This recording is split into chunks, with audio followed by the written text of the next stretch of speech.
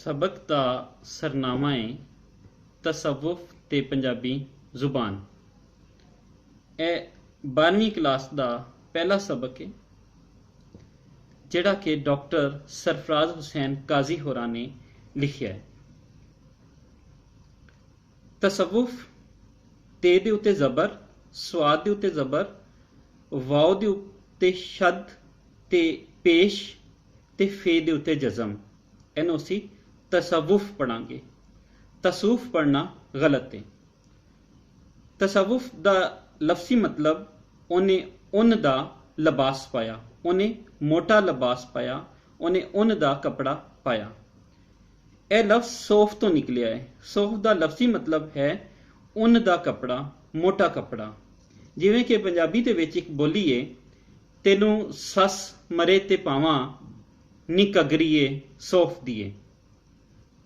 इसे तरह असी देखने कि सूफी उसनू आख्या गया जिन्हें मोटा कपड़ा पाया।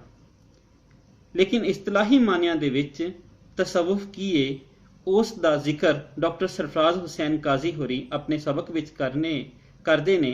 असी वो सबक देखने। यह गल मनी हुई है कि जदों भी किसी मुआशरे विच इखलाकी कदरां दा जवाल हुंदा है ते बजुर्गां दा ध्यान दीन दियां कदरां कायम करवाण वल हो जाता है। वो दीन दी जिहड़ी तबलीग है उन्होंने अमली तौर पर करता है। यह लोग दीन नूं अमली सूरत विच लुकाई अगे रखते हैं। लुकाई मतलब आवाम, आम लोग। सौखियां ते सीधियां लफ्जां विच ऐसे अमली सूरत नूं तसव्वुफ किया जाता है। तसव्वुफ बारे कुछ लोग यह भी आखते ने कि हयाती दे दुखां कोलों नस्सण दी इक राह है, यह दुरुस्त नहीं। तसव्वुफ विच एक सूफी दीन दी रूह नूं अमली तौर ते अपनांदा है तां जे लोग की उस दे अमलां नूं वेख के दीन दियां सीधियां राहां उत्ते टुर पैण। हजूर नबी करीम दे मुबारक दौर विच असहाबे सुफा मौजूद सन। असहाबे सुफा वो सहाबी सन जिहड़े हजूर पाक कोलों सुफा चबूतरे दे विच बह के उत्थे तालीम हासिल करते सन, जिहड़ा मस्जिद नबी दे अहाते दे विच मौजूद सी। इत्थे इल्म दी महफिल, इल्म फिकर दी महफिल हुंदी सी, जिहड़े कि अमली तालीम देण लई एक नमूना बन गए।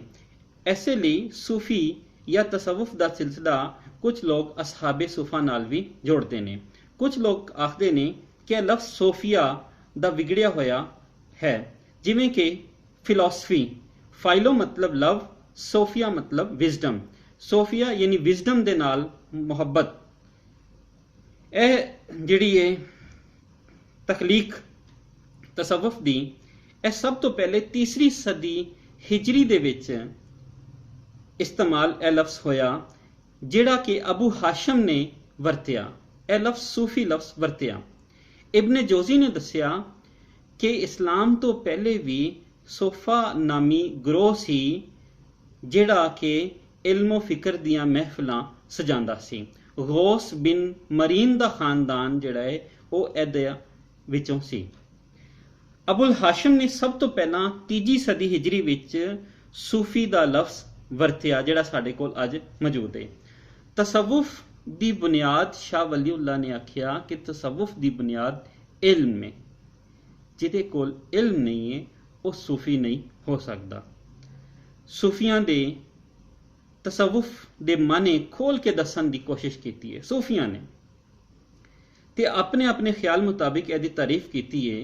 जिवें हज़रत ज़िक्रिया इंसारी रहमुल्लाह आखदे ने कि तसव्वुफ ओ इल्म है जिहदे नाल नफ्स दी सफाई, इखलाक दी सफाई, अंदरली ते बाहरली दुनिया दी तमीर ते तशकील ते अंदरली बाहरली दुनिया दा इल्म हो जाता है। यानी उन्होंने हर पासे हक ही हक, सच ही सच, रब ही रब दिखाई देता है।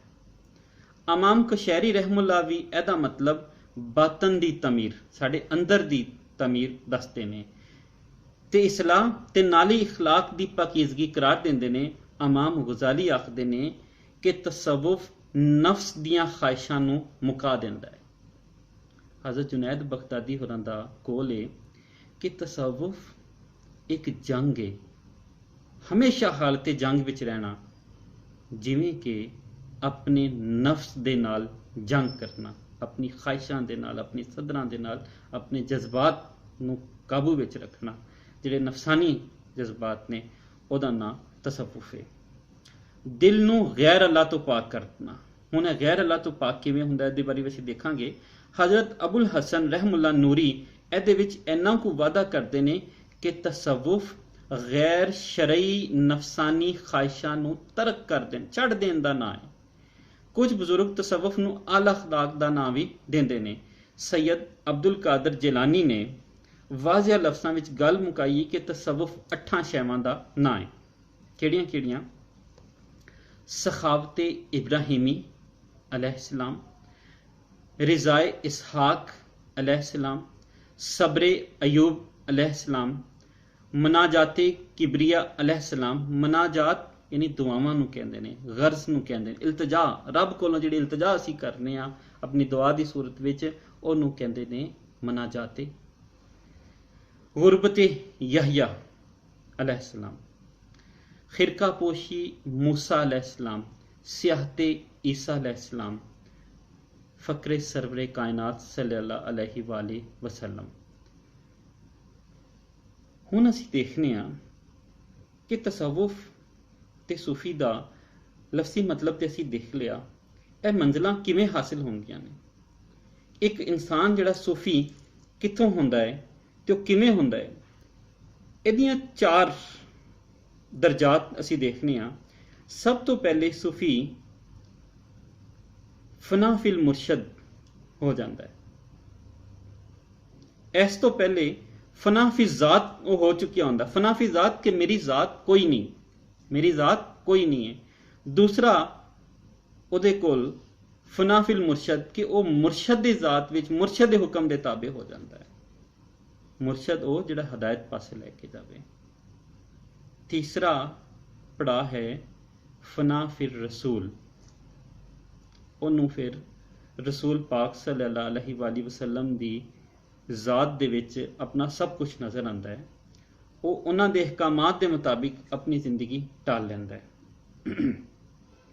फिर है फना फिल्ला, अपनी जात मुर्शद की जात दे विच अपने आप को गवान तो बाद फिर हजूर पाक दे दसे हुए अमलों के मुताबिक वो अमल करता है। फनाफी रसूल तो बाद वो फनाफी अल्लाह यानी सारे अहकामात इलाही के मुताबिक वो जिंदगी बसर करने लगता है।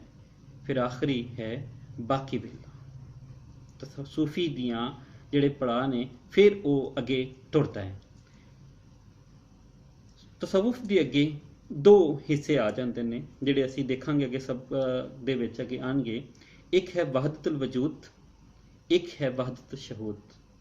वहदतुल वजूद के हर पासे रब ही रब नजर आता है, हर पासे रब ही रब नजर आता है। ते वहदतुल शहूद की हर शै रब दी गवाही दे रही होंदी है। पंजाबी दी सूफियाना शायरी जिहड़ी साडी शायरी पूरी दुनिया के अदब के सामने रखी जा सकती है। पूरी दुनिया दे विच किसे कोल भी इन्ने वड्डे सूफी शायर नहीं ने जिहड़े साडी जुबान दे विच मौजूद ने। इन्हां दी दूजियां जुबानां दे अदब वांगू पंजाबी अदब विच भी तसव्वुफ नूं बयान किया गया।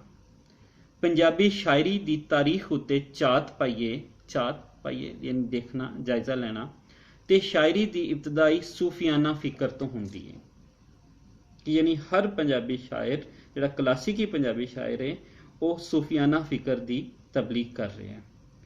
पंजाबी जुबान के पहले शायर शाह शम्स सब्जवारी रहमुल्ला सामने आते ने। यह वक्री गल है कि उन्हां कोल तसव्वुफ के मसलियां उत्ते घट शेर लभदे ने, पर इखलाकी शेरां दा घाटा नहीं है। इन्हां दे एक समकाली मतलब हम असर कंटैंपरेरी इक्को ही जमाने विच रहन वाला हजरत फरीदुद्दीन मसूद गंज शकर रहमुल्ला ने, जिन्हां नूं पंजाबी दा पहला ते बाकायदा शायर दस्सिया जांदा है। इस तो पहले भी शायर सन लेकिन पहला ते बाकायदा शायर जिन्हां ने शलोक राहीं अपने शेरां नूं लुगाई तक पढ़ाया, ਉਹਨਾਂ ਦੀ ਸ਼ਾਇਰੀ ਵਿੱਚ ਆਖਰਤ ਦਾ ਖੌਫ ਤੇ ਨੇਕ ਅਮਲਾਂ ਦੀ ਤਲਕੀਨ ਤੇ ਬਹੁਤਾ ਜ਼ੋਰ ਦਿੱਤਾ ਗਿਆ ਹੈ। ਇਬਾਦਤ ਦੇ ਨਾਲ ਨਾਲ ਬੰਦਿਆਂ ਦੇ ਹਕੂਕ ਦੇ ਮਾਮਲਾਤ ਵੀ ਇਹਨਾਂ ਦੇ ਬੋਲਾਂ ਵਿੱਚ ਮੌਜੂਦ ਨੇ। ਉੱਠ ਫਰੀਦਾ ਵਜ਼ੂ ਸਾਜ ਸੁਬ ਨਮਾਜ਼ ਗੁਜ਼ਾਰ, ਉਹਨਾਂ ਦਾ ਸ਼ਲੋਕ ਇੱਕ ਪੜ੍ਹ ਲਿਆ। ਉੱਠ ਫਰੀਦਾ ਵਜ਼ੂ ਸਾਜ ਸੁਬ ਨਮਾਜ਼ ਗੁਜ਼ਾਰ, ਜੋ ਸਿਰ ਸਾਈਂ ਨਾ ਨੀਵੇਂ ਸੋ ਸਿਰ ਕੱਪ ਉਤਾਰ। ਕਿ ਐ ਫਰੀਦ ਉੱਠ ਨਮਾਜ਼ ਪੜ੍ਹ, ਸਵੇਰ ਦੀ ਨਮਾਜ਼ ਪੜ੍ਹ, ਤੇ ਜਿਹੜਾ ਸਿਰ ਆਪਣੇ ਰੱਬ ਦੇ ਅੱਗੇ ਨਹੀਂ ਝੁਕਦਾ ਉਹਨੂੰ ਵੱਢ ਦੇ। ਕੱਪ ਉਤਾਰ ਯਾਨੀ ਵੱਢ ਦੇਣਾ। ਇਬਾਦਤ ਦੇ ਨਾਲ ਨਾਲ ਸਬਰ ਤੇ ਸ਼ੁਕਰ ਦੀ ਤਲਕੀਨ ਵੀ ਆਪ ਕੋਲ ਲੱਭਦੀ ਹੈ, ਕਿਉਂ ਜੇ ਇਹ ਕੈਫੀਅਤ ਇਨਸਾਨ ਦੇ ਦਿਲ ਦੀਆਂ ਬੇਚੈਨੀਆਂ ਨੂੰ ਵੀ ਦੂਰ ਕਰਦੀ ਹੈ ਤੇ ਨਾਲ ਹੀ ਦੁਨੀਆ ਦੀ ਹਕੀਕਤ ਵੀ ਖੁੱਲ੍ਹ ਕੇ ਸਾਹਮਣੇ ਆ ਜਾਂਦੀ ਹੈ।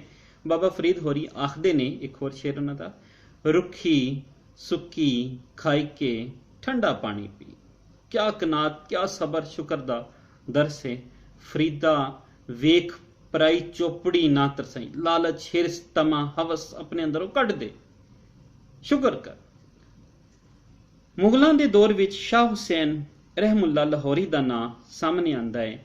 ਇਹ ਮਸਤ ਅਲਸਤ ਬਜ਼ੁਰਗ ਸਨ, ਆਪਣੇ ਆਪ ਵਿੱਚ ਗਵਾਚੇ ਰਹੇ, ਮਜਜ਼ੂਬੀ ਕੈਫੀਅਤ ਉਹਨਾਂ ਤੇ ਰਹੀ, ਤੇ ਹਜ਼ਰਤ ਬਾਯਜ਼ੀਦ ਬਸਤਾਮੀ ਦੇ ਮਲਾਮਤੀਆ ਫਿਰਕੇ ਨਾਲ ਉਹਨਾਂ ਦਾ ਤਾਲੁਕ ਸੀ। ਮਲਾਮਤ ਬੁਰਾ ਭਲਾ ਆਖਣਾ, ਐਸੇ ਬੁਰਾ ਭਲਾ ਆਖਣਾ, ਯਾਨੀ ਕਿ ਉਹ ਆਪਣੇ ਆਪ ਨੂੰ ਨੇਕ ਖਵਾਉਣਾ ਪਸੰਦ ਨਹੀਂ ਕਰਦੇ। ਉਹਨਾਂ ਨੂੰ ਨੇਕੀ ਤੇ ਬਦੀ ਇਸ ਲਈ ਚੰਗੀ ਨਹੀਂ ਸੀ ਲੱਗਦੀ ਕਿ ਜੋ ਲੋਕ ਨੇਕੀ ਇਸ ਲਈ ਕਰਦੇ ਨੇ ਕਿ ਜੰਨਤ ਲਵੇ, ਤੇ ਦੋਜ਼ਖ ਇਸ ਲਈ ਦੋਜ਼ਖ ਤੋਂ ਡਰਦੇ ਨੇ ਕਿ ਗੁਨਾਹ ਨਹੀਂ ਕਰਦੇ ਤੇ ਦੋਜ਼ਖ ਤੋਂ ਡਰਦੇ ਨੇ। ਕਹਿੰਦੇ ਨੇ ਕਿ ਲਾਲਚ ਹੈ, ਹਵਸ ਹੈ, ਹਿਰਸ ਨਹੀਂ ਹੋਣੀ। ਆਪਣੇ ਰੱਬ ਦੇ ਨਾਲ ਇਸ਼ਕ ਜਿੰਨਾ ਚਿਰ ਨਹੀਂ ਹੈ ਉਹਨਾਂ ਚਿਰ ਨਾ ਇਬਾਦਤ ਕਿਸੇ ਕੰਮ ਦੀ ਹੈ ਤੇ ਨਾ ਰਿਆਜ਼ਤ ਕਿਸੇ ਕੰਮ ਦੀ ਹੈ। ਸ਼ਾਹ ਹੁਸੈਨ ਹੋਰੀ ਪੰਜਾਬੀ ਅਦਬ ਨੂੰ ਇੱਕ ਨਵੀਂ ਸਿਨਫ ਕਾਫੀ ਨਾਲ ਆਸ਼ਨਾ ਕੀਤਾ ਤੇ ਆਪਣੀਆਂ ਕਾਫੀਆਂ ਨੂੰ ਵੱਖਰੀਆਂ ਵੱਖਰੀਆਂ ਰਾਗਾਂ ਦੇ ਮੁਤਾਬਿਕ ਲਿਖਿਆ। ਸ਼ਾਹ ਹੁਸੈਨ ਵਹਦਤ ਅਲ ਵਜੂਦ ਦੇ ਕਾਇਲ ਸਨ। ਪਹਿਲੇ ਮੈਂ ਥੋੜਾ ਜਿਹਾ ਹਿੰਟ ਦੇਤਾ ਸੀ, ਹਲਕਾ ਜਿਹਾ, ਕਿ ਵਹਦਤ ਵਜੂਦ, ਲੇਕਿਨ ਇਹਨੂੰ ਤਫਸੀਲ 'ਚ ਅਸੀਂ ਦੇਖਾਂਗੇ। ਕੁਰਾਨੀ ਪਾਕ 'ਚ ਹੈ ਵਨਹਨੂ ਅਕਰਬ ਇਲੈਹਿ ਮਿਨ ਹਬਲਿਲ ਵਰੀਦ, ਇਹ ਹੈ ਹਬਲਿਲ ਵਰੀਦ, ਸ਼ਹਿਰਕ, ਕਿ ਅਸੀਂ ਤੇਰੇ ਸ਼ਹਿਰਕ ਤੋਂ ਨੇੜੇ ਨਹੀਂ, ਉਹ ਰੱਬ ਤੇਰੀ ਤਾਂ ਸ਼ਹਿਰਕ ਤੋਂ ਵੀ ਨੇੜੇ, ਮਤਲਬ ਕਿ ਰੱਬ ਮੇਰੇ ਅੰਦਰ ਹੀ ਹੈ, ਸਭ ਕੁਝ ਤੂੰ ਹੈ, ਸਭ ਵਿੱਚ ਤੂੰ ਹੈ, ਮੈਂ ਵੀ ਤੂੰ ਹੈ, ਤੂੰ ਵੀ ਤੂੰ ਹੈ, ਲੇਕਿਨ ਅਸੀਂ ਇਹਨੂੰ ਪਾਲਣਾ ਹੈ, ਆਪਣੇ ਰੱਬ ਨੂੰ ਅਸੀਂ ਪਾਲਣਾ ਹੈ, ਕਿ ਸਾਡੇ ਅੰਦਰ ਅਸੀਂ ਆਪਣੀ ਜ਼ਾਤ ਦਾ। ਇਸ ਲਈ ਇਨਸਾਨ ਨੂੰ ਕੁਰਾਨ ਪਾਕ ਨੇ ਵੀ ਬਾਰ-ਬਾਰ ਗੌਰ ਫਿਕਰ ਕਰਨ ਦੀ ਤਲਕੀਨ ਕੀਤੀ, ਇਹਨੂੰ ਆਪਣੀ ਜ਼ਾਤ ਨੂੰ ਸਮਝਣ ਲਈ ਤਲਕੀਨ ਕੀਤੀ ਕਿ ਆਪਣੀ ਜ਼ਾਤ ਨੂੰ ਸਮਝ ਲੈ, ਫਿਰ ਵਿੱਚੇ ਬੇੜੇ ਵਿੱਚੇ ਜਿਹੜੇ ਵਿੱਚੇ ਵੰਜ ਮਹਾਨੇ ਹੋ, ਫਿਰ ਤੈਨੂੰ ਸਮਝ ਆਏਗੀ ਕਿ ਅੱਗੇ ਕੀ ਹੈ। ਆਪਣੇ ਆਪ ਨੂੰ ਜਦੋਂ ਇਨਸਾਨ ਨੇ ਪਛਾਣ ਲਿਆ, ਆਪਣੇ ਖਾਲਕ ਤੱਕ ਫਿਰ ਉਹ ਪਹੁੰਚ ਸਕਦਾ। ਜੇ ਉਹ ਆਪਣੇ ਆਪ ਤੱਕ ਨਹੀਂ ਪਹੁੰਚਿਆ ਤੇ ਫਿਰ ਉਹ ਆਪਣੇ ਖਾਲਕ ਤੱਕ ਨਹੀਂ ਪਹੁੰਚਿਆ। ਹਜ਼ਰਤ ਅਲੀ ਨੂੰ ਅਬੂ ਤਸਵੁਫ ਵੀ ਆਖਿਆ ਜਾਂਦਾ ਹੈ। ਉਹ ਆਖਦੇ ਨੇ ਕਿ ਮੈਨੂੰ ਕੁਝ ਨਜ਼ਰ ਨਹੀਂ ਆਇਆ ਸਿਵਾਏ ਰੱਬ ਤੇ, ਮੈਂ ਦੁਨੀਆ ਤੇ ਕੁਝ ਨਹੀਂ ਵੇਖਿਆ ਸਿਵਾਏ ਰੱਬ ਤੇ। ਮੈਂ ਟੁਰਿਆ ਜੰਗਲ ਬੇਲੇ ਨੂੰ, ਉਹ ਹਬਲ ਵਰੀਦੋਂ ਨੇੜੇ ਸੀ, ਇੱਕ ਦੱਸਣ ਵਾਲੇ ਪਾਈਆਂ ਸਨ, ਕੁਝ ਪੁੱਠੀਆਂ ਦੱਸਾਂ ਕੀ ਦੱਸਾਂ। ਇਸ ਤਰ੍ਹਾਂ ਉਰਦੂ ਦੇ ਸ਼ਾਇਰ, ਜਗ में आकर इधर उधर देखा तू ही नजर आया जिधर देखा। वाहदतुल वजूद नजर आंदा ਸਾਨੂੰ ਹਰ ਪਾਸੇ, ਰੱਬ ਹੀ ਰੱਬ ਨਜ਼ਰ ਆਂਦਾ ਹੈ, ਕਿ ਰੱਬ ਜਿਹੜਾ ਹੈ ਉਹ ਸਾਨੂੰ ਹਰ ਪਾਸੇ ਨਜ਼ਰ ਆਂਦਾ ਹੈ, ਉਹੀ ਸਾਡੀ ਆਲ ਦੁਆਲੇ ਸਾਡੇ ਅੰਦਰ ਵੀ ਮੌਜੂਦ ਹੈ। ਹੁਣ ਅਸੀਂ ਚੱਲਦੇ ਹਾਂ ਅੱਗੇ ਕਿ ਵਹਦਤੁਲ ਵਜੂਦ ਕੀ ਹੈ। ਵਹਦਤੁਲ ਵਜੂਦ ਹੋ ਗਿਆ ਕਿ ਸਾਨੂੰ ਰੱਬ ਤੋਂ ਇਲਾਵਾ ਹਰ ਪਾਸੇ ਕੁਝ ਨਜ਼ਰ ਨਹੀਂ ਆਉਂਦਾ। ਸ਼ਰੀਅਤ ਜਿਹੜੀ ਹੈ ਉਹ ਦਰੁਸਤੀ ਅਮਾਲ ਹੈ। ਇਹ ਗੱਲ ਯਾਦ ਰੱਖਣਾ ਬੜੀ ਸੋਹਣੀ ਹੈ ਕਿ ਸ਼ਰੀਅਤ ਦਰੁਸਤੀ ਅਮਾਲ ਹੈ, ਤਰੀਕਤ ਦਰੁਸਤੀ ਖਿਆਲ ਹੈ। ਤਰੀਕੇ ਦੇ ਨਾਲ ਖਿਆਲ ਦਰੁਸਤ ਹੋ ਜਾਂਦਾ ਹੈ। ਮਾਰਫਤ ਹੈ ਅਸਲ ਨੂੰ ਪਛਾਣਨਾ, ਅਸਲ ਨੂੰ ਪਛਾਣਨਾ, ਤੇ ਹਕੀਕਤ ਹੈ ਅਸਲ ਦੇ ਵਿੱਚ ਗਵਾਚ ਜਾਣਾ। ਜਿਹੜੇ ਅਸਲ ਦੇ ਵਿੱਚ ਗਵਾਚ ਜਾਂਦੇ ਨੇ ਉਹ ਵਹਦਤੁਲ ਵਜੂਦੀ ਹੁੰਦੇ ਨੇ। ਉਹਨਾਂ ਉੱਤੇ ਜਜ਼ਬ ਦੀ ਕੈਫੀਅਤ ਰਹਿੰਦੀ ਸੀ ਤੇ ਇਹੋ ਜਜ਼ਬਾ ਉਹਨਾਂ ਦੀਆਂ ਕਾਫੀਆਂ ਵਿੱਚ ਵੀ ਮੌਜੂਦ ਸੀ। ਤੁਹਾਨੂੰ ਯਾਦ ਹੋਏਗਾ ਕਿ ਸ਼ਾਹ ਹੁਸੈਨ ਬਾਰੇ ਫਸਟ ਈਅਰ ਵਿੱਚ ਅਸੀਂ ਦੇਖਿਆ ਸੀ ਕਿ ਸ਼ਾਹ ਹੁਸੈਨ ਤੇ ਇੱਕ ਵਾਰੀ ਐਸੀ ਕੈਫੀਅਤ ਆ ਗਈ ਕਿ ਉਹਨਾਂ ਨੇ ਕੁਰਾਨੀ ਪਾਕ ਦੀ ਆਇਤ ਪੜ੍ਹੀ ਜਿਹਦਾ ਮਤਲਬ ਸੀ ਕਿ ਦੁਨੀਆ ਦੀ ਹਯਾਤੀ ਖੇਡ ਤਮਾਸ਼ਾ ਹੈ, ਤੇ ਆਪ ਉੱਚੀ ਉੱਚੀ ਹੱਸਣ ਲੱਗ ਪਏ। ਮੁਰਸ਼ਦ ਨੇ ਕਿਹਾ ਜਾ ਕੇ 2 ਨਫਲ ਨਮਾਜ਼ ਪੜ੍ਹ। ਨਮਾਜ਼ ਪੜ੍ਹੀ ਤੇ ਫਾਤਿਹਾ ਤੋਂ ਬਾਅਦ ਜਿਹੜੀ ਸੂਰਹ ਫਾਤਿਹਾ ਤੋਂ ਬਾਅਦ ਜਿਹੜੀ ਸੂਰਤ ਆਪਣੇ ਆਪ ਨਾਲ ਮਿਲ ਗਈ, ਅਲਮ ਨਸ਼ਰਹ ਲਕ ਸਦਰ, ਕਿ ਅਸੀਂ ਤੇਰਾ ਸੀਨਾ ਨਹੀਂ ਖੋਲ ਦਿੱਤਾ, ਕਿ ਅਸੀਂ ਤੇਰਾ ਸੀਨਾ ਨਹੀਂ ਖੋਲ ਦਿੱਤਾ। ਉਹ ਨਮਾਜ਼ ਛੱਡ ਕੇ ਨਿਕਲ ਗਏ ਮਸੀਤੋਂ, ਆਪਣੀ ਵਾਲ ਕਟਾ ਦਿੱਤੇ, ਬਰਵਿੱਠੇ ਮੁਨਾਤੇ, ਦਾੜੀ ਮੁਨਾਤੀ ਤੇ ਹੱਕ ਹੱਕ ਦਾ ਨਾਰਾ ਮਾਰਤੇ ਜੰਗਲਾਂ ਵੱਲ ਚਲੇ ਗਏ। ਮੁਨਸ਼ੀ ਬਹਾਰ ਖਾਨ ਦੀ ਡਿਊਟੀ ਲਾਈ ਗਈ ਅਕਬਰ ਦੇ ਦੌਰ ਵਿੱਚ ਕਿ ਜੋ ਬੋਲਦਾ ਹੈ ਉਹ ਲਿਖ ਲਵੇ। ਮਜਜ਼ੂਬੀਅਤ ਦੀ ਕੈਫੀਅਤ ਦੇ ਵਿੱਚ ਸ਼ਾਹ ਹੁਸੈਨ ਨੇ ਜੋ ਬੋਲਿਆ ਉਹ ਦੁਨੀਆ ਦੀ ਅਦਬ ਦੇ ਵਿੱਚ ਸਭ ਤੋਂ ਪਹਿਲੀ ਸਿੰਫ ਕਾਫੀ ਸੀ, ਜਿਹੜੀ ਮੌਸੀਕੀ ਦੇ ਮੁਤਾਬਿਕ ਸਾਰੀਆਂ ਰਾਗਾਂ ਦੇ ਵਿੱਚ ਉਹ ਮੌਜੂਦ ਸੀ। ਪੰਜਾਬੀ ਜ਼ੁਬਾਨ ਦੀ ਸ਼ਾਇਰੀ ਦਾ ਇਹ ਵੀ ਕਮਾਲ ਹੈ ਕਿ ਸਿੱਧੀ ਰੂਹ ਨੂੰ ਟੁੰਬਦੀ ਹੈ, ਰੂਹ ਦੇ ਅੰਦਰ ਪੜਦੀ ਹੈ, ਰੂਹ ਦੇ ਅੰਦਰ ਜਿਹੜੀ ਹੈ ਉਹ ਤੁਹਾਨੂੰ ਝੰਜੋੜਦੀ ਹੈ, ਕਿਉਂਕਿ ਇਹ ਲਫ਼ਜ਼ ਵੀ ਰੂਹ ਤੋਂ ਨਿਕਲੇ ਹੋਏ ਨੇ। ਮਲਾਪ ਤੇ ਜੁਦਾਈ ਦੀਆਂ ਕੈਫੀਅਤਾਂ ਆਪ ਦੀਆਂ ਕਾਫੀਆਂ ਵਿੱਚ ਬੜੇ ਦਰਦ ਨਾਲ ਭਰੀਆਂ ਲੱਭਦੀਆਂ ਨੇ। ਇਸ਼ਕ ਹਕੀਕੀ, ਉਹਨਾਂ ਦੀ ਨਵੇਕਲੀ ਪਛਾਣ ਉਹਨਾਂ ਦੀਆਂ ਰਮਜ਼ਾਂ ਨੇ। ਰਮਜ਼ਾਂ ਅਲਾਮਤ ਰਾਹੀਂ ਗੱਲ, ਯਾਨੀ ਮੈਂ ਅਕਸਰ ਬਾਲਾਂ ਨੂੰ ਸਮਝਾਉਣਾ ਕਿ ਇਹ ਅਗਰ ਇੱਕ ਹੀਰਾ ਹੈ, ਇਹਨੂੰ ਮੈਂ ਮੁੱਠੀ 'ਚ ਕੈਦ ਕਰ ਲਿਆ, ਮੈਂ ਇਹਨੂੰ ਦੱਸਣਾ ਵੀ ਹੈ ਕਿ ਇਹਦੇ ਅੰਦਰ ਮੁੱਠੀ ਦੇ ਵਿੱਚ ਹੀਰਾ ਵੀ ਹੈ, ਲੇਕਿਨ ਇਹਨੂੰ ਮੈਂ ਖੋਲ ਕੇ ਦਿਖਾਣਾ ਵੀ ਨਹੀਂ ਹੈ। ਇਹਨੂੰ ਅਸੀਂ ਰਮਜ਼ ਕਹਿੰਦੇ ਹਾਂ। ਇਸ਼ਾਰੇ ਦੇ ਰਾਹੀਂ, ਕਨਾਈਏ ਦੇ ਰਾਹੀਂ ਕੋਈ ਗੱਲ ਕਰਨਾ, ਇਹਨੂੰ ਅਸੀਂ ਕਹਿੰਦੇ ਹਾਂ ਰਮਜ਼, ਅਲਾਮਤ। ਵੈਸੇ ਰਮਜ਼ ਦਾ ਮਤਲਬ ਹੈ ਅੱਖਾਂ ਦਾ ਇਸ਼ਾਰਾ। ਸਾਡੇ ਭੰਵੇ ਪਪੋਟੇ ਜਿਹੜੇ ਨੇ ਉਹਨਾਂ ਦੇ ਰਾਹੀਂ ਜਿਹੜਾ ਅਸੀਂ ਇਸ਼ਾਰਾ ਕਰਨੇ ਉਹਨੂੰ ਅਸੀਂ ਰਮਜ਼ ਆਖਦੇ ਹਾਂ। ਜਿਹੜੀਆਂ ਉਹ ਆਪਣੀ ਕਾਫੀਆਂ ਵਿੱਚ ਵਰਤੇ ਨੇ। ਆਪ ਦੇ ਵਾਲਦ ਜਲਾਏ ਸਨ, ਖੱਡੀ ਦਾ ਕੰਮ ਕਰਦੇ ਸਨ, ਇਸ ਲਈ ਉਹਨਾਂ ਦੇ ਕਲਾਮ ਵਿੱਚ ਸਾਰੀਆਂ ਰਮਜ਼ਾਂ ਐਸੇ ਪੇਸ਼ੇ ਦੇ ਹਵਾਲੇ ਨਾਲ ਮਿਲਦੀਆਂ ਨੇ। ਕੁੰਮ ਚਰਖੜਿਆ ਤੇ ਕੱਤਨ ਵਾਲੀ ਜੀਵੇ, ਨਲੀਆਂ ਵਟਨ ਵਾਲੀ ਜੀਵੇ, ਚਰਖਾ ਬੋਲੇ ਸਾਏ ਸਾਏ, ਬਾਇੜ ਬੋਲੇ ਤੂੰ, ਕਹੇ ਹੁਸੈਨ ਫਕੀਰ ਸਾਈਂ ਦਾ ਮੈਂ ਨਹੀਂ ਸਭ ਤੋਂ। ਬਹੁਤ ਬਰੀਕੀ ਦੇ ਨਾਲ ਪੂਰਾ ਫਲਸਫਾ ਵਹਦਤੁਲ ਵਜੂਦ ਉਹਨਾਂ ਨੇ ਸਮਝਾ ਦਿੱਤਾ। ਚਰਖੇ ਤੋਂ ਮੁਰਾਦ ਜਿਸਮ, ਇਨਸਾਨ ਦਾ ਜਿਸਮ, ਤੇ ਚਰਖੇ ਨਾਲ ਤਾਲੁਕ ਰੱਖਣ ਵਾਲੀਆਂ ਚੀਜ਼ਾਂ ਜਿਵੇਂ ਤਕਲਾ ਲੋਹੇ ਦੀ ਸਿਲਾਈ, ਮਾਲ ਚਰਖੇ ਦੀ ਮਾਲਾ ਡੋਰੀ ਜਿਹਦੇ ਚ ਪੁਰੀ ਜਾਂਦੀ, ਤੰਦ ਧਾਗੇ ਦੀ, ਪੂਨੀ ਧਾਗੇ ਨੂੰ ਵੱਟ ਕੇ ਜਿਹੜਾ ਰੱਖਿਆ ਜਾਂਦਾ ਹੈ, ਮੁੰਨਾ ਚਰਖੇ ਦਾ ਪਾਵਾ। ਇਨਸਾਨ ਦੇ ਅਮਲ ਨੂੰ ਜ਼ਾਹਿਰ ਕਰਦਿਆਂ ਨੇ ਉਹ ਆਪਣੇ ਰੱਬੀ ਇਸ਼ਕਾਂ ਨੂੰ ਇਹਨਾਂ ਅਲਾਮਤਾਂ ਰਾਹੀਂ ਆਪਣੀ ਸ਼ਾਇਰੀ ਵਿੱਚ ਲਿਆਉਂਦੇ ਨੇ। ਮੁਗਲ ਦੌਰ ਦੇ ਦੂਜੇ ਵੱਡੇ ਸੂਫੀ ਸ਼ਾਇਰ ਹਜ਼ਰਤ ਸੁਲਤਾਨ ਬਾਹੂ ਨੇ ਬਾਬਾ ਫਰੀਦ ਵਾਂਗੂ ਇਹ ਵੀ ਅਰਬੀ ਤੇ ਫਾਰਸੀ ਦੇ ਆਲਮ ਸਨ ਤੇ ਉਹਨਾਂ ਨੇ ਇਹਨਾਂ ਜ਼ੁਬਾਨਾਂ ਵਿੱਚ ਢੇਰ ਸਾਰੀਆਂ ਕਿਤਾਬਾਂ ਲਿਖੀਆਂ। ਸੁਲਤਾਨ ਬਾਹੂ ਪੰਜਾਬੀ ਸ਼ਾਇਰੀ ਵਿੱਚ ਸੀ ਹਰਫੀ ਦੇ ਮੋਢੀ ਨੇ। ਮੋਢੀ ਪਹਿਲੇ, ਕਾਫੀ ਦੇ ਪਹਿਲੇ ਸ਼ਾਇਰ ਦੁਨੀਆ ਦੇ ਵਿੱਚ ਸ਼ਾਹ ਹੁਸੈਨ, ਸੀ ਹਰਫੀ ਦੇ ਸ਼ਾਇਰ ਸੋ ਹਜ਼ਰਤ ਸੁਲਤਾਨ ਬਾਹੂ। ਚੌ ਮਿਸਰਿਆਂ ਨੂੰ ਉਰਦੂ ਦੇ ਹਰੂਫੇ ਹਿਜਾ ਦੀ ਤਰਤੀਬ ਤੋਂ ਸ਼ੁਰੂ ਕਰਦੇ ਨੇ। ਆਪਣਾ ਮਤਲਬ ਇਹਨਾਂ ਚੌਹਾਂ ਮਿਸਰਿਆਂ ਵਿੱਚ ਇੰਜ ਪੂਰਾ ਕਰਦੇ ਨੇ ਜਿਵੇਂ ਫਾਰਸੀ ਵਿੱਚ ਰੁਬਾਈ ਕਰਦੀ ਹੈ, 4 ਮਿਸਰਿਆਂ ਵਾਲੀ। ਸੁਲਤਾਨ ਬਾਹੂ ਨੇ ਆਪਣੀਆਂ ਸੀ ਹਰਫੀਆਂ ਵਿੱਚ ਦੁਨੀਆ ਤੋਂ ਨਫ਼ਰਤ, ਮੁਰਸ਼ਦ ਨਾਲ ਅਕੀਦਤ ਤੇ ਨਫਸ ਨੂੰ ਮਾਰਨ ਤੇ ਜ਼ੋਰ ਦਿੱਤਾ। ਉਹਨਾਂ ਨੇ ਆਪਣੀ ਸ਼ਾਇਰੀ ਰਾਹੀਂ ਬੰਦੇ ਨੂੰ ਅੱਲਾਹ ਤੱਕ ਅਪੜਨ ਦੀ ਤਲਕੀਨ ਕੀਤੀ ਹੈ। ਸਾਰੀਆਂ ਉਹ ਗੱਲਾਂ ਨੇ ਜਿਹੜੀਆਂ ਇੱਕ ਸੂਫੀ ਵਾਸਤੇ ਜ਼ਰੂਰੀ ਨੇ। ਇਹ ਤਨ ਮੇਰਾ ਚਸ਼ਮਾ ਹੋਵੇ, ਮੈਂ ਮੁਰਸ਼ਦ ਵੇਖ ਨਾ ਰੱਜਾਂ ਹੂੰ, ਲੂੰ ਲੂੰ ਦੇ ਮੁੱਠ ਲੱਖ ਲੱਖ ਚਸ਼ਮਾ, ਇੱਕ ਖੋਲਾਂ ਇੱਕ ਕੱਜਾਂ ਹੂੰ। ਕਿ ਚਸ਼ਮ ਅੱਖ ਨੂੰ ਕਹਿੰਦੇ ਨੇ ਫਾਰਸੀ ਚਸ਼ਮਾ ਹੋਵੇ ਕਿ ਮੇਰਾ ਪੂਰਾ ਵਜੂਦ ਅੱਖਾਂ ਬਣ ਜਾਣ ਤੇ ਮੇਰਾ ਲੂੰ ਜਿਸਮ ਦਾ ਇੱਕ ਇੱਕ ਵਾਲ ਦਾ ਇੱਕ ਇੱਕ ਹਿੱਸਾ ਉਹ ਵੀ ਅੱਖ ਬਣ ਜੇ ਤੇ ਮੈਂ ਆਪਣੇ ਮਹਿਬੂਬ ਨੂੰ, ਆਪਣੇ ਮੁਰਸ਼ਦ ਨੂੰ ਦੇਖਦੀ ਰਵਾਂ। ਇਤਨੀਆਂ ਡਿਠਿਆਂ ਸਬਰ ਨਾ ਵੇ, ਹੋਰ ਕਿਸੇ ਵੱਲ ਭੱਜਾਂ ਹੂੰ, ਮੁਰਸ਼ਦ ਦਾ ਦੀਦਾਰ ਹੈ ਬਾਹੂ, ਮੈਨੂੰ ਲੱਖ ਕਰੋੜਾਂ ਹੱਜਾਂ ਹੂੰ। ਮੁਗਲ ਦੌਰ ਦੇ ਜ਼ਵਾਲ ਦੇ ਸ਼ੁਰੂ ਵਿੱਚ ਇੱਕ ਹੋਰ ਵੱਡੇ ਸੂਫੀ ਸ਼ਾਇਰ ਸਾਹਮਣੇ ਆਉਂਦੇ ਨੇ। ਇਹ ਬਾਬਾ ਬੁੱਲੇ ਸ਼ਾਹ ਰਹਿਮੁੱਲਾ ਹੋਰੀ ਨੇ। ਉਹਨਾਂ ਤੇ ਅਕਸਰ ਮਸਤੀ ਤੇ ਮਦਹੋਸ਼ੀ ਤਾਰੀ ਰਹਿੰਦੀ ਸੀ। 1680 1752 ਦਾ ਇਹ ਦੌਰ ਸੀ।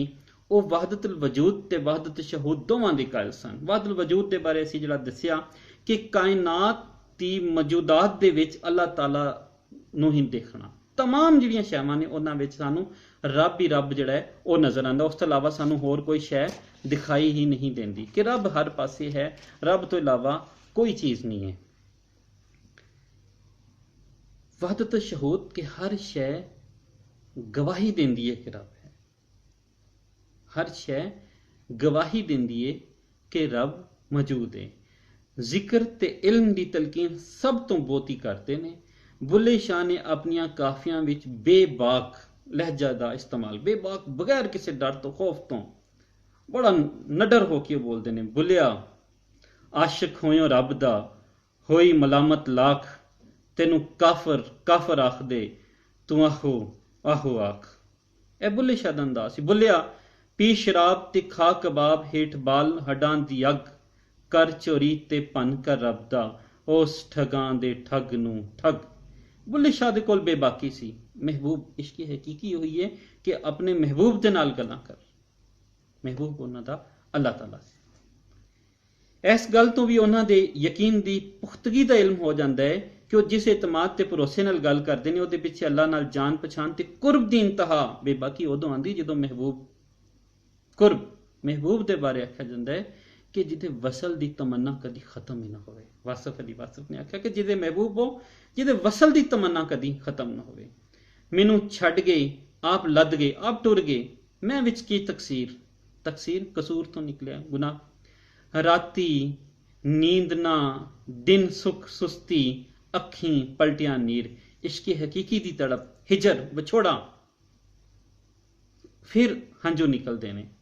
इस सारी काफी विच एक मान ते भरोसे की फजा लभदी है। मुगलों के आखिरी दौर विच ते अंग्रेज़ों की हुकूमत के पहले वरियां विच शुरू च पंजाबी दे दो वड्डे सूफी शायर सामने आते हैं, मियाँ मुहम्मद बख्श ते ख्वाजा गुलाम फरीद। मियाँ मुहम्मद बख्श होरां मजाजी इश्क नूं हकीकत तक अपणन दा वसीला बनाया। कहते हैं कि मियाँ मुहम्मद बख्श नूं गिलहट दा एक रोग लग गया, जिहदी वजह तो उन्हां दी मंगेते ने उन्हां नाल विआह करन तो इनकार कर दिता। यह मजाजी इश्क हकीकी दा ऐसा रूप धारिया कि उन्होंने सैफुल मलूक वर्गा शाहकार लिखता। सैफुल मलूक राही तसव्वुफ दीआं मंजिलां पूरीआं कीतियां। उन्हां कोल तसव्वुफ दी बुनियाद इश्क है।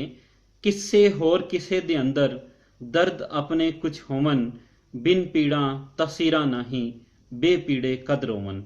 इश्क दे फलसफे उत्ते सैफुल मलूक विच 114 शेर लभदे ने। इश्क दा, इश्क हकीकी दा फलसफा। इस तो अड उन्हां कोल इस्तगना दा मसला भी अहमियत रख। इस्तगना हर पासियों बेनियाज हो जाना, इस नूं बतौरे मसले दे उन्हां तो पहला सूफियां ने बयान नहीं किया, पहली बारी उन्हां कोल मिल रहा।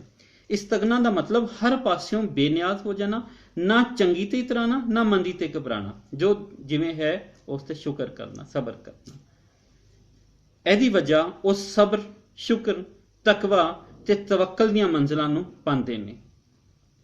मियाँ साहब रहमुल्ला अल्लाह दी, मियाँ साहब रहमुल्ला दी एक होर मंजिल भी अनोखी है ते ओह हैरत दी। यह हैरत सूफी उत्ते उस वेले तारी होंदी है जब उस सलूक दियां सारियां मंजिलां पूरियां कर लैंदा है ते हुण अल्लाह दी जात नूं अपने सामने वेखदा है। हुण सलूक दियां मंजिलां किहड़ियां ने? इस सलूक दियां मंजिलां थोड़ा जिहा जरा अगर असीं गौर नाल वेखीए कि सलूक कहंदे किहनूं ने? सलूक है कि रूहानी पकीज़गी,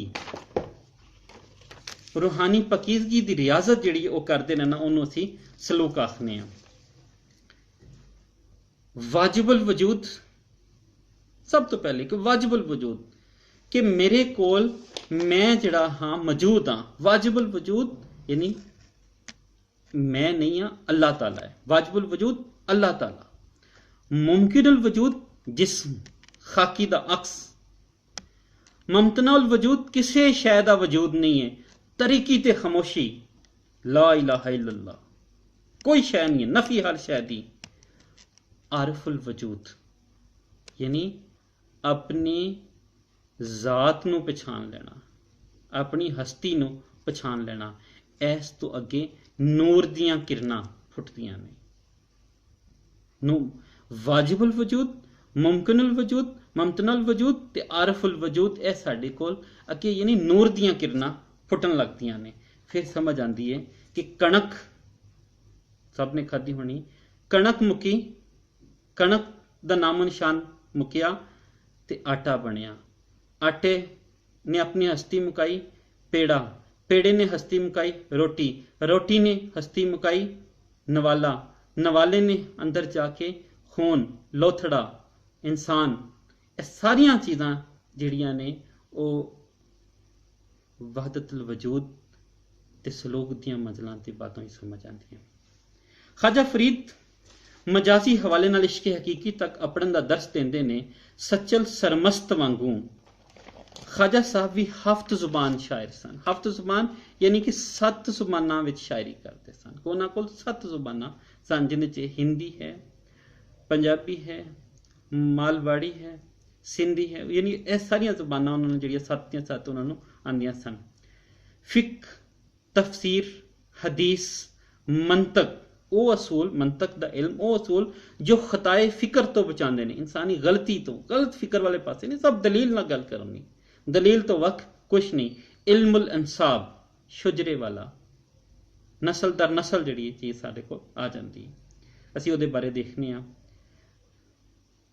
ਨਜੂਮ ਦੇ ਨਾਲ ਨਾਲ ਮੌਸੀਕੀ ਵਿੱਚ ਵੀ ਦਿਲਚਸਪੀ ਰੱਖਦੇ ਸਨ। ਨਜੂਮ ਸਿਤਾਰਿਆਂ ਦੇ ਬਾਰੇ ਤੁਸੀਂ ਸਭ ਨੂੰ ਜਾਣਦੇ ਹੋ। ਐਸੇ ਮੁਸ਼ਾਹਦੇ ਪਾਰੋਂ ਉਹ ਰੋਹੀ ਨੂੰ ਵਸਾਲ ਦੀ ਅਲਾਮਤ ਬਣਾਉਂਦੇ ਸਨ। ਰੋਹੀ ਚੋਲਿਸਤਾਨ, ਰੇਗਿਸਤਾਨ ਵਾਲਾ ਇਲਾਕਾ, ਬਹਾਵਲਪੁਰ, ਮੁਲਤਾਨ ਵਾਲੀ ਸਾਈਡ ਤੇ ਜਿਹੜਾ ਹੈ ਕਿ ਫਿਤਰਤ ਸਭ ਤੋਂ ਵੱਡੀ ਉਸਤਾਦ ਹੁੰਦੀ ਹੈ। ਕਾਫੀ ਦੀ ਸਿੰਫ ਵਿੱਚ ਖਾਜਾ ਸਾਹਿਬ ਉੱਚਾ ਦਰਜਾ ਰੱਖਦੇ ਨੇ। ਵਹਦਤੁਲ ਵਜੂਦ ਦੇ ਕਾਇਲ ਸਨ ਤੇ ਇਹਦੇ ਮੁਬਲਿਗ ਵੀ ਸਨ ਕਿ ਉਹਨਾਂ ਨੇ ਕਿਹਾ ਵਹਦਤੁਲ ਵਜੂਦ ਹੀ ਹਰ ਪਾਸੇ ਹੈ। ਜਿਵੇਂ ਮੈਂ ਤੁਹਾਨੂੰ ਦੱਸ ਰਿਹਾ ਕਿ ਅਬੁਲ ਤਸਵੁਫ ਜਿਹੜਾ ਆਖਿਆ ਜਾਂਦਾ ਸੀ ਹਜ਼ਰਤ ਅਲੀ ਨੂੰ, ਉਹਨਾਂ ਨੇ ਵੀ ਆਖਿਆ ਕਿ ਮੈਨੂੰ ਕੋਈ ਸ਼ੈ ਨਜ਼ਰ ਨਹੀਂ ਆਉਂਦੀ ਮਗਰ ਹਰ ਸ਼ੈ ਵਿੱਚ ਰੱਬ ਹੀ ਰੱਬ ਨਜ਼ਰ ਆਉਂਦਾ ਹੈ। ਇਲਮੁਲ ਯਕੀਨ ਕਿ ਗੈਰ ਅੱਲਾ ਕੋਈ ਚੀਜ਼ ਨਹੀਂ ਹੈ। ਐਨੁਲ ਯਕੀਨ ਖਲਕ ਵਿੱਚ ਹੱਕ ਦਾ ਮੁਸ਼ਾਹਿਦਾ ਕਰਨਾ, ਮਖਲੂਕ ਵਿੱਚ ਹੱਕ ਦਾ ਮੁਸ਼ਾਹਿਦਾ ਕਰਨਾ, ਤੇ ਹੱਕੁਲ ਯਕੀਨ ਕਿ ਖਲਕ ਨੂੰ ਹੱਕ ਦੇ ਵਿੱਚ ਹੀ ਵੇਖਣਾ। ਬਨ ਦਿਲਬਰ ਸ਼ਕਲ ਜਹਾਨ ਆਇਆ, ਹਰ ਸੂਰਤ ਐਨ ਅਯਾਨ ਆਇਆ। ਇਸ਼ਕ ਰਸੂਲ ਵੀ ਉਹਨਾਂ ਦੀ ਸ਼ਾਇਰੀ ਵਿੱਚ ਚੋਖਾ ਲੱਭਦਾ ਹੈ। ਪੰਜਾਬੀ ਸ਼ਾਇਰੀ ਦੀ ਚੋਲੀ ਸੂਫੀ ਸ਼ਾਇਰਾਂ ਤੇ ਤਸਵੁਫ ਨਾਲ ਭਰੀ ਹੋਈ ਹੈ। ਅਲੀ ਹੈਦਰ ਮੁਲਤਾਨੀ ਰਹਿਮੁੱਲਾ, ਸੈਦ ਹਾਸ਼ਮ ਸ਼ਾਹ ਰਹਿਮੁੱਲਾ ਤੇ ਹਦਾਇਤੁੱਲਾ ਦੇ ਨਾਂ ਵੀ ਤਸਵੁਫ ਵਿੱਚ ਜਾਣੇ ਪਛਾਣੇ ਨੇ। ਰਵਾਇਤੀ ਤਸਵੁਫ ਤਾਂ ਹਰ ਸ਼ਾਇਰ ਕੋਲ ਲੱਭਦਾ ਹੈ, ਉਹ ਭਾਵੇਂ ਵਾਰਿਸ ਸ਼ਾਹ ਦੀ ਹੀਰ ਹੋਵੇ ਤੇ ਭਾਵੇਂ ਮੌਲਵੀ ਗੁਲਾਮ ਰਸੂਲ ਦੀ ਅਹਿਸਨੁਲ ਕਸਸ, ਇਕਬਾਲ ਦਾਇਮ ਦਾ ਜੰਗਨਾਮਾ ਹੋਵੇ ਤੇ ਭਾਵੇਂ ਪੀਰ ਫਜ਼ਲ ਗੁਜਰਾਤੀ ਦੀ ਗਜ਼ਲ ਹੋਵੇ। ਇਹ ਸੀ ਸਾਡਾ ਅੱਜ ਦਾ ਸਬਕ ਜਿਹੜਾ ਡਾਕਟਰ ਸਰਫਰਾਜ਼ ਹੁਸੈਨ ਕਾਜ਼ੀ ਹੋਰਾਂ ਨੇ ਲਿਖਿਆ। ਸਰਨਾਮਾ ਸੀ ਤਸਵੁਫ ਤੇ ਪੰਜਾਬੀ